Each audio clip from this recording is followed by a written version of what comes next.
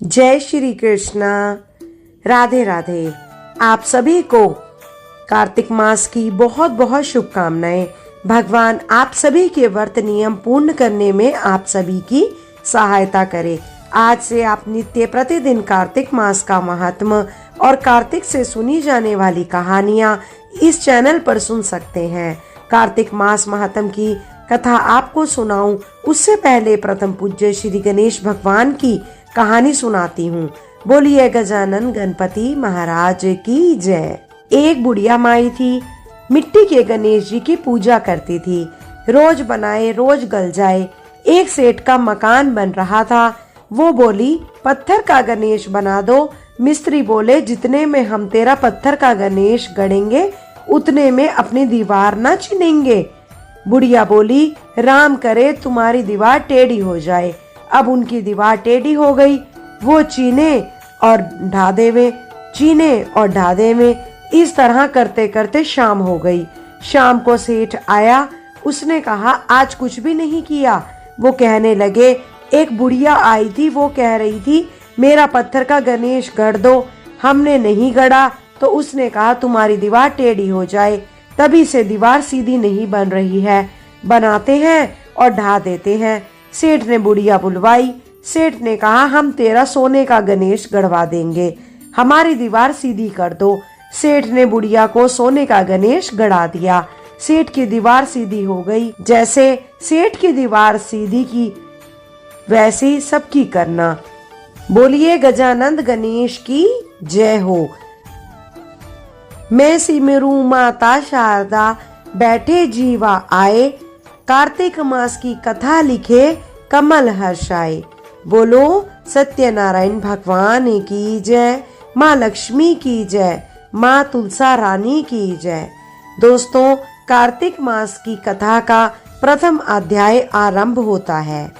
नौमी शारण्य तीर्थ में श्री सूत जी ने 88,000 सनकादि ऋषियों से कहा, अब मैं आपको कार्तिक मास की कथा विस्तार पूर्वक सुनाता हूँ, जिसका श्रवण करने से मनुष्य के सभी पाप नष्ट हो जाते हैं और अंत समय में वैकुंठ धाम की प्राप्ति होती है।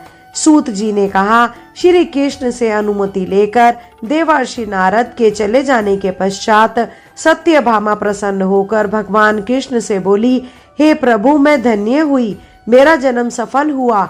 मुझ जैसी त्रैलोक्य सुंदरी के जन्मदाता भी धन्य है, जो आपकी 16,000 स्त्रियों के बीच में आपकी परम प्यारी पत्नी बनी। मैंने आपके साथ नारद जी को वह कल्प वृक्ष आदि पुरुष विधि पूर्वक ध्यान में दिया, परंतु वही कल्प वृक्ष मेरे घर लहराया करता है। यह बात मृत्युलोक में किसी स्त्री को ज्ञात नहीं है। हे त्रिलोकीनाथ, मैं आपसे कुछ पूछने की इच्छुक हूँ। आप मुझे कृपया कार्तिक महात्म की कथा विस्तार पूर्वक सुनाइए, जिसको सुनकर मेरा हित हो और जिसके करने से कल्प पर्यंत भी आप मुझसे विमुख न हो। सूत जी आगे बोले, सत्यभामा के ऐसे वचन सुनकर श्री कृष्ण ने हंसते हुए सत्यभामा का हाथ पकड़ा और अपने सेवकों को वहीं रुकने के लिए कहकर विलास युक्त अपनी पत्नी को कल्प वृक्ष के नीचे ले गए।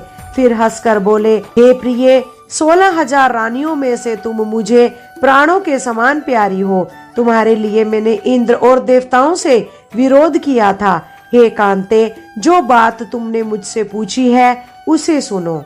एक दिन मैंने श्री कृष्ण जी ने तुम्हारी सत्यभामा जी ने इच्छा पूर्ति के लिए गरुड़ पर सवार होकर इंद्रलोक जाकर कल्प वृक्ष मांगा। इंद्र द्वारा मना किए जाने पर इंद्र एवं गरुड़ के घोर संग्राम हुआ और गोलोक में भी गरुड़ जी गौओं से युद्ध किया। गरुड़ की चोट से उनके कान और पूंछ कटकर गिरने लगे, जिससे 3 वस्तुएं उत्पन्न हुई। कान से तंबाकू, पूंछ से गोभी और रक्त से मेहंदी बनी। इन तीनों का प्रयोग करने वाले को मोक्ष नहीं मिलता। तब गौओं ने भी क्रोधित होकर गरुड़ पर वार किया और जिससे उनके 3 पंख टूटकर गिर गए। उनके पहले पंख से नीलकंठ, दूसरे से मोर और तीसरे से चकवा चकवी उत्पन्न हुए। हे प्रिय, इन तीनों का दर्शन करने मात्र से ही शुभ फल प्राप्त हो जाता है। यह सुनकर सत्यभामा ने कहा, हे प्रभु, कृपया मुझे मेरे पूर्व जन्म के विषय में बतलाइए कि मैंने पूर्व जन्म में कौन कौन से दान, व्रत और जप नहीं किए हैं। मेरा स्वभाव कैसा था, मेरे जन्मदाता कौन थे और मुझे मृत्यु लोक में जन्म क्यों लेना पड़ा। मैंने ऐसा कौन सा पुण्य कर्म किया था जिससे मैं आपकी अर्धांगिनी हुई।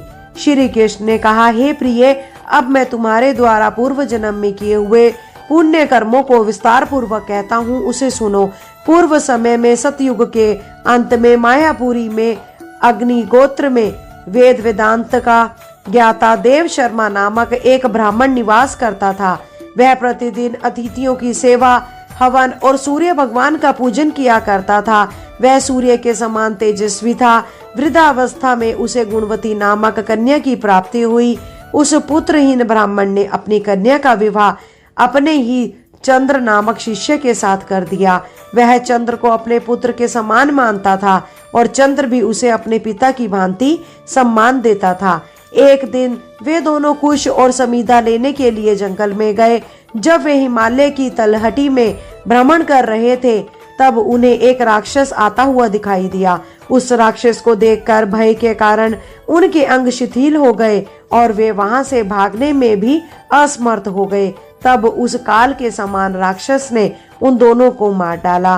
क्योंकि वे धर्मात्मा थे, इसीलिए मेरे पार्षद उन्हें मेरे बैकुंठ धाम में मेरे पास ले आए।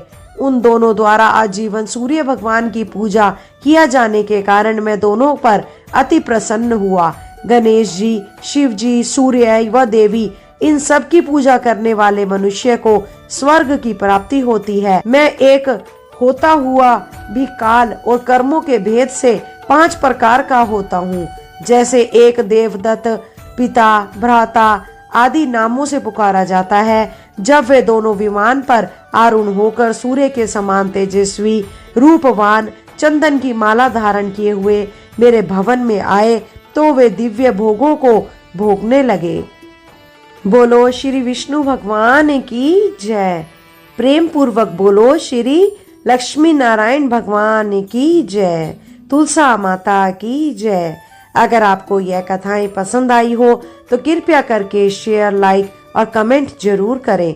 कृपया अपने किसी भी तरह के सुझावों और विचारों को हमारे साथ अवश्य शेयर करें। अगर आप चैनल पे नए हैं तो कृपया करके चैनल को सब्सक्राइब अवश्य करें।